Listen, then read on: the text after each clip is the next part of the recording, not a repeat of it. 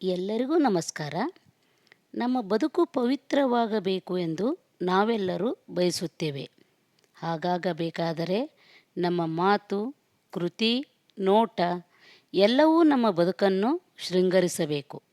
ನಮ್ಮ ಬದುಕು ನಮಗಷ್ಟೇ ಅಲ್ಲ, ನಮ್ಮ ಜೊತೆಗಿರುವವರನ್ನೂ ಕೂಡ ಸಂತೋಷವನ್ನು ಕೊಡುವಂತಿರಬೇಕು.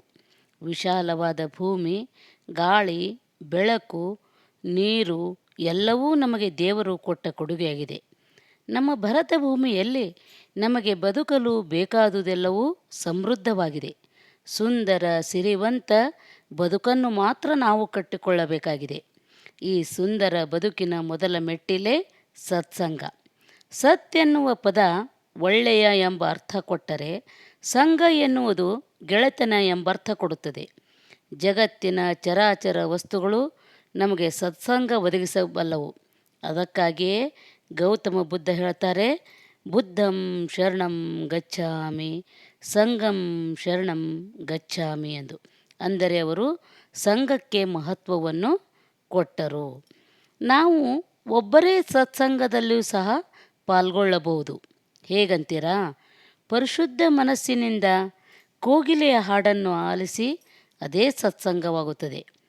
ಪ್ರಶಾಂತವಾದ ವಾತಾವರಣದಲ್ಲಿ ಮರದ ಜೀವನದ ಬಗ್ಗೆ ನಾವು ಕೆಲಹೊತ್ತು ಅರಿತುಕೊಳ್ಳೋಣ.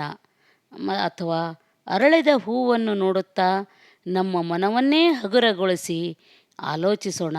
ಅದೇ ಸತ್ಸಂಗ. ಸತ್ಸಂಗ ನಮ್ಮಲ್ಲಿಯ ದುರ್ಗುಣಗಳನ್ನು ಅಳಿಸುವಂಥ ಸಾಧನ.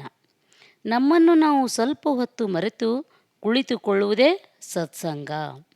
ನಿಸರ್ಗದ ಮಧ್ಯೆ ಕುಳಿತಂಥ ನಾವು 4 ಒಳ್ಳೆಯ ವಿಚಾರಗಳನ್ನು ಕೇಳುವುದೇ ಸತ್ಸಂಗ. ಅದರಲ್ಲಿರುವ ಸುಖ, ಸಂತೋಷ ಮತ್ತೆಲ್ಲೂ ಸಿಗೋದಿಲ್ಲ. ಬೆಳಿಗ್ಗೆ ಎದ್ದು ಏಕಾಗ್ರತೆ, ಶುಭ್ರ ಮನಸ್ಸಿನಿಂದ ಎಲ್ಲರೊಳಗೊಂದಾಗಿ ಕುಳಿತುಕೊಳ್ಳುವುದೂ ಸಹ ಸತ್ಸಂಗ ಎನಿಸುತ್ತದೆ.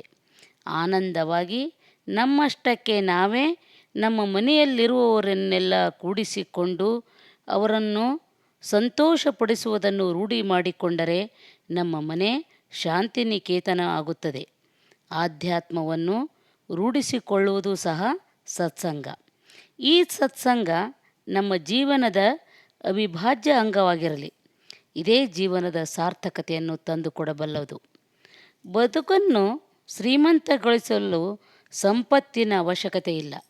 ಮಾತು, ಕೃತಿ, ವ್ಯವಹಾರ ಇವುಗಳೊಂದಿಗೆ ಇದ್ದುದನ್ನು ಹಂಚಿ ತಿಂದವನೇ ನಿಜವಾದ ಶ್ರೀಮಂತ. ನಮ್ಮ ಮನಸ್ಸು ಹೀಗಾಗಬೇಕು. ಇದಕ್ಕಾಗಿ ಮನಸ್ಸಿಗೆ ಬೇಕು ಸತ್ಸಂಗ. ಬದುಕಿಗೆ ಬೇಕಾದ್ದೆಲ್ಲ ನೀಡುವ ಸೃಷ್ಟಿ ನಮಗಿರುವಾಗ ನಾವೇಗೆ ಬಡವರಾಗ್ತೀವಿ ಹೇಳಿ ನೋಡೋಣ. ಇಂಥ ಸಮೃದ್ಧ ಜಗತ್ತಿನಲ್ಲಿ ಬಡವರಾಗಿ ನಿರ್ಗತಿಕರಾಗಿ ಬದುಕ ಮಾಡಬಾರದು. ಹೃದಯ ಶ್ರೀಮಂತಿಕೆ ಬೆಳೆಸಿಕೊಳ್ಳಬೇಕು. ಎಷ್ಟು ಮನೆ, ಎಷ್ಟು ದೊಡ್ಡದು ನಿರ್ಮಿಸಿದ್ದೇವೆ ಎಂಬುದು ಮುಖ್ಯವಲ್ಲ, ಆ ಮನೆಯಲ್ಲಿ ನಾವು ಸಂತೋಷವಾಗಿದ್ದೀವಾ ಎಂಬುದೇ ಮುಖ್ಯ. ಆದರೂ ನಾವು ಬದುಕಿನ ಸತ್ಯವನ್ನು ಅರಿಯಬೇಕಾಗಿದೆ. ನಮಗೆ ಬಂಗಾರ ಸುಖವನ್ನು ತಂದುಕೊಡಲಾಗದು, ನಾವು ಅದನ್ನು ಕಾಯಬೇಕಾಗುತ್ತದೆ. ಅದಕ್ಕೆ ಜೀವನ ಮೌಲ್ಯ ಬೇಕು, ಜ್ಞಾನಾಮೃತ ಬೇಕು. ಬೇಕುಗಳ ಪಟ್ಟಿಯನ್ನು ದೂರವಿಟ್ಟು ಬಲಿಷ್ಠ ಮನಸ್ಸಿನವರಾಗಬೇಕು. ನಾವು ಮಾನವ ಜನ್ಮಕ್ಕೆ ಏಕೆ ಬಂದಿದ್ದೇವೆ ಎಂಬುದನ್ನು ಜ್ಞಾಪಿಸಿಕೊಳ್ತಾ ಇರಬೇಕು. ಅಂದಾಗ ಮಾತ್ರ ನಾವು ನಮ್ಮ ಜೀವನದ ಗುರಿಯನ್ನು ತಲುಪುತ್ತೇವೆ. ಒಳ್ಳೆಯ ಸತ್ಸಂಗ ನಮ್ಮ ಜೀವನವನ್ನು ಬದಲಿಸಿತು. ಅದಕ್ಕೆ ದಾಸರು ಹೇಳಿದ್ದು, ಮಾನವ ಜನ್ಮ ದೊಡ್ಡದು, ಹಾನಿ ಮಾಡಲಿ ಬೇಡ ಹುಚ್ಚಪ್ಪಗಳಿರ ಎಂದು. ಎಲ್ಲರಿಗೂ ನನ್ನ ಅನಂತ ಅನಂತ ನಮಸ್ಕಾರಗಳು.